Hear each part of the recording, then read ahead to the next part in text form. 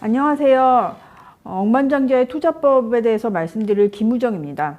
오늘은 13F 보고서와 각각 헤지펀드들의 투자 전략 그리고 주요 미국 주식의 동향에 대해서 말씀드리도록 하겠습니다. 13F 보고서는 미국 SEC에서 1억 달러 이상 투자하는 기관 투자자들에게 공시 의무를 준 겁니다. 그래서 주식 종목에 대해서 분기 종료 후 최대 45일 이후까지 공시하도록 정해놓은 상황이고요. 그러니까 1억 달러 이상 미국 주식을 투자하는 기관 투자자들 같은 경우에는 공시 의무가 있습니다. 그래서 헤지펀드들의 평균적인 전략을 좀 살펴보면 1분기부터 4분기까지 2024년 내내 테크 주식은 줄였습니다. 단 테크 주식의 주식이 강세를 보이면서 2분기까지는 주식 비중은 늘어났습니다. 하지만 3분기, 4분기 계속해서 테크 주식을 매도했기 때문에 특히 4분기에는 거의 4% 이상 테크 주식의 비중이 줄었고 이거는 2022년 이후에 최저 수준이라고 보시면 됩니다. 경기 침체 우려가 있는 상황이기 때문에 금융주라든지 산업재, 커뮤니케이션 같은 종목의 비중은 좀 줄인 면이 있고요. 그 다음에 늘린 종목은 헬스케어, 에너지 업종 같은 경우에는 4분기에 늘어난 모습이 나타나고 있습니다. 아무래도 에너지 가격 같은 경우에는 트럼프 대통령 당선이라는 기대감이 있었고, 헬스케어 같은 경우에는 금리가 사실 작년에 인하가 됐고 올해도 추가 인하가 될 거라는 이야기들이 있고, 상대적으로 밸류에이션 측면에서도 매력이 있기 때문에 헬스케어 같은 경우에는 좀 많이 늘어난 모습이 나타나고 있습니다. 반면에 경기 침체도 아까 말씀드렸지만 경기 침체 같은 경우에는 워낙 우려가 있기 때문에 경기 소비재, 필수 소비재 모두 지금 투자 비중이 좀 줄어든 상황이고요. 그 다음에 미국 상업용 부동산의 우려가 계속되고 있기 때문에 부동산 자산 같은 경우에도 많이 줄였습니다. 사실 보시면 대부분 테크, 은행, 소비재, 다 거의 다 줄였는데, 헤지펀드들 같은 경우에는 사실 이익을 실현해서 작년에 미국 주식이 좀 좋았기 때문에 이익을 실현해서 유동성으로 확정 짓는 전략을 많이 구사를 했습니다. 일반 뮤추얼 펀드 같은 경우에는 벤치마크도 있고 유동성 비중이라든지 그런 것들이 있기 때문에 적극적으로 이렇게 자산 배분 전략을 펀드 내에서 하기는 쉽지 않은 상황입니다. 하지만 헤지펀드 같은 경우에는 물론 벤치마크도 보지만 그것보다는 절대 수익, 잃지 않는 그런 투자 전략 이런 거를 많이 구사를 하기 때문에 유동성을 확보를 해서 아무래도 좀 변동성이 커질 2025년을 대비하지 않았나 좀 이런 생각이 들고요.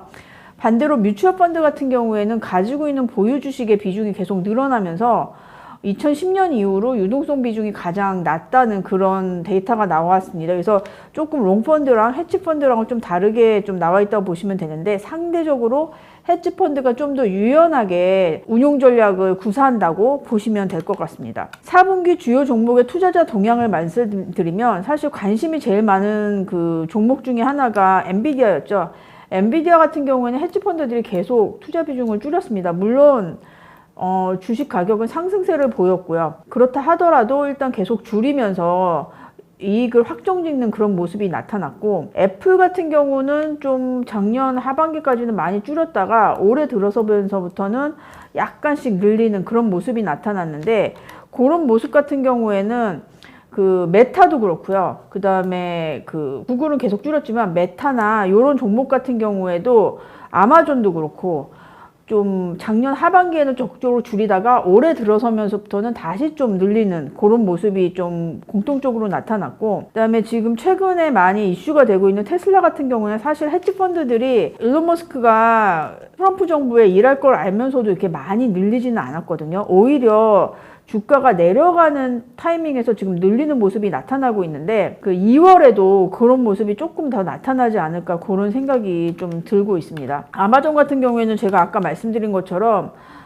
작년 하반기 4분기에는 특히 많이 줄였다가 최근에는 늘리는 모습이 좀 나타나고 있고, 그 다음에 퀄컴이나 그 다음에 브로드컴 같은 경우에도 그런 모습들이 나타나고 있습니다. 그러니까 4분기에서 이익을 확정 지었다가 AI, 어쨌든 딥시크가 있더라도 AI에 대한 투자나 개발은 계속 될 거기 때문에 그런 관련 종목들에 대해서는 지금 투자를 늘려가는 경우가 좀 많게 지금 보이고 있는 상황이고요.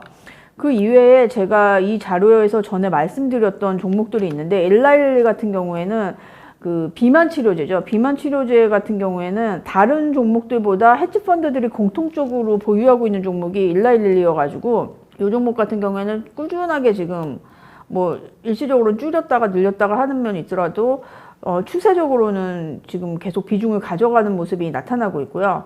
그다음에 비스타 에너지 같은 경우에는 작년 하반기부터 주가가 굉장히 좋았습니다. 그 트럼프 당선이 확정이 되고 대통령이 되고 이러면서 에너지주가 강세를 보이면서 비스타 에너지 같은 경우에는 굉장히 좀 주가 상승률이 높았기 때문에 헤지펀드는 이 타이밍에서 투자 비중을 거의 뭐 한 7, 8% 정도 좀 많이 줄인 걸로 지금 나타나고 있는 상황인데요. 이런 거를 만약에 보유하고 계시다면 참고를 하시면 좋을 것 같습니다. 그리고 다음은 도어대시라고 우리나라 뭐 배달의 민족처럼 이렇게 음식물 배달하는 그런 업체인데 헤지펀드들 같은 경우가 꾸준하게 지금 매수를 하고 있고 그다음에 주가도 좀 상승세를 보이는 모습이 나타나서 수급적으로는 좀 긍정적으로 보이고 있습니다. 그 이외에 운용사라든지 이런 경우에는 보고서의 뒤편에 나와 있으니까 운용사별로 좀 보시면 되는데 공통적으로 그 평균적으로 제가 테크 비중을 줄인다고 말씀을 드렸잖아요.